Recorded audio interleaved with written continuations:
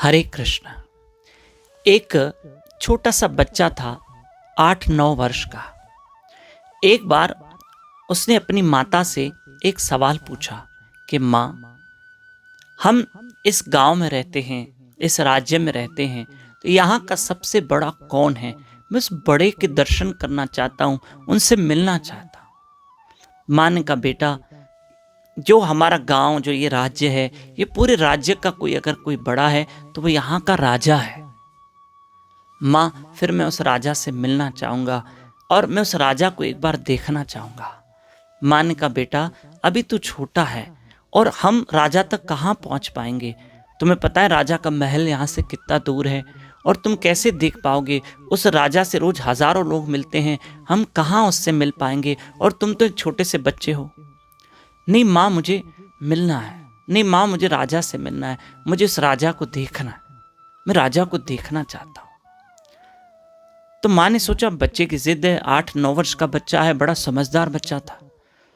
तो ऐसे में माँ ने कहा कि बेटा एक काम करो, हमारे ही गांव के बाहर राजा के एक महल का काम शुरू है, चल रहा है, वहां जाके तुम नौकरी करो। और नौकरी करो, लेकिन तुम एक काम करना, तनख्वाह मत लेना। वहां पर सिर्फ एक ही बात कहना कि बस मुझे तनख्वाह नहीं चाहिए, मुझे तनख्वाह नहीं चाहिए। बस वहां काम करो और उनसे कहना, कोई पूछे तुमसे कि तनख्वाह क्यों नहीं ले रहे हो, पगार क्यों नहीं ले रहे हो, सैलरी क्यों नहीं ले रहे हो, तो उनसे कहना कि बस मैं एक बार राजा का मुंह देखना चाहता हूं, उनसे मिलना चाहता हूं, बस मेरी इच्छा ही है।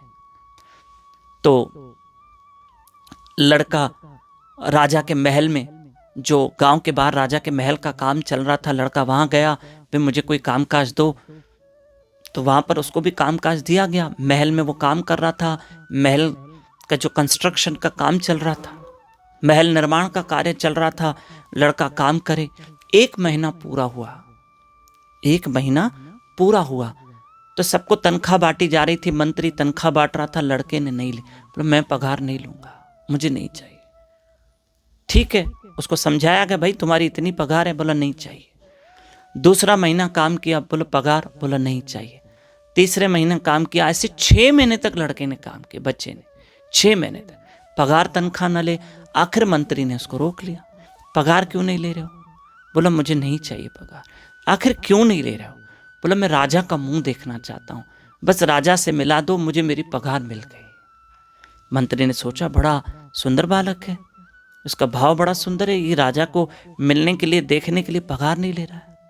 बोला बेटा देखो, एक काम करेंगे, राजा कभी कभी इस महल का जो निर्माण कार्य चल रहा है देखरेख करने आते, जब आएंगे तुझे मिला देंगे। बस अभी तो तुम काम करते रहो, और मुश्किल है कि हम तुमको महल तक लेके जाएं, फिर भी तुम काम करते रहो, जब भी राजा यहाँ आएंगे तुम्हें मिला देंगे। बच्चे ने कहा ठीक है। ये बात राजा तक किसी तरह पता चल गई। राजा गदगद हो गए कि ऐसा भाव, बच्चे का ऐसा भाव है, इतनी श्रद्धा मेरे प्रति। राजा रथ में बैठकर उस बच्चे से मिलने आए, उसे गले लगाया कि तुम मुझे देखना चाहते थे, मुझसे मिलना चाहते थे? बोला हाँ, मैं राजा आपको देखना चाहता था, इसलिए मैंने तनख्वाह नहीं ली, मैंने पगार नहीं ली, मुझे नहीं चाहिए, मुझे आपसे मिलना था, बस मैंने आपको देख लिया, बस मुझे आप मिल गए, मुझे और क्या चाहिए। राजा ने उसे तनख्वाह क्या 100 गुना तनख्वाह करके दी, बड़े बड़े उपहार दिए, और जब वो लड़का बड़ा हुआ तो उसको अपना खास मंत्री बना दिया, क्योंकि उसने कुछ नहीं लिया। उसने क्या कहा कि मुझे राजा से मिलना है, मुझे राजा को देखना है। प्रिय बंधुओं, इससे क्या समझना है पता है? इससे ये समझना है कि जब भी हम भजन करें, कीर्तन करें, स्मरण करें, उस ईश्वर का नाम जपें निस्वार्थ भाव से, निस्वार्थ भाव से, क्योंकि वो ईश्वर सब बड़ों का बड़ा है, उससे बड़ा कोई नहीं हो सकता। जब उस बड़े के बड़े, जो बड़ों का बड़ा है, बड़ों का बड़ा मेरा ईश्वर, मेरा ठाकुर है, हम उसको पाना चाहते हैं, तो हम निस्वार्थ भजन भक्ति सेवा करें तो हमें भी उसकी प्राप्ति हो जाएगी, और हमें वो ठाकुर अपनी कृपा करके स्वीकार कर लेगा। प्रिय बंधुओं, एक सूचना दे दें कि 23 दिसंबर से लेकर 29 दिसंबर तक भगवान की कृपा से, गुरु कृष्ण राधा रानी की कृपा से हमारी भागवत कथा है चक्करभाटा शहर में, बिलासपुर के पास, शाम को 4:30 से 7 बजे। आगे आपको डिटेल दी जाएगी। हरे कृष्ण।